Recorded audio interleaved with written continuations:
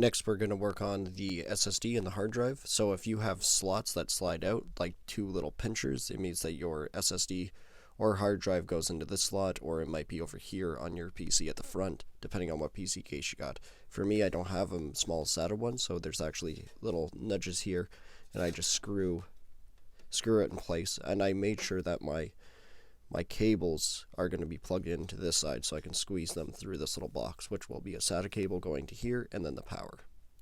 So I'm just going to put 2 screws in here, and then be done with it.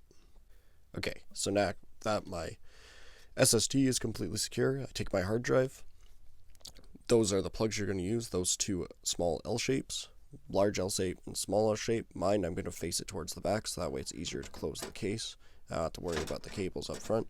I'm going to put it right in the middle for airflow reasons, and I slide it right to the back, and just like that.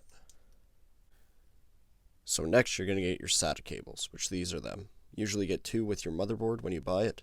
There's 1 and 2, this one has an L shape, and then the other 2 are just straight. So they go into those little ports right there, right on the side.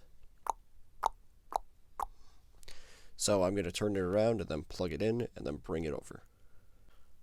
Alright, so got the SATAs all hooked up all the way around, so they're plugged in there, and then they go around to the front of the motherboard into these slots. And then for the SSD, same thing. So now we're going to mess around with the powers. So this is your power. So just the same shape, but just bigger, and make sure to match up the L the way that it goes, and just push her in. And I just broke it. Sweet.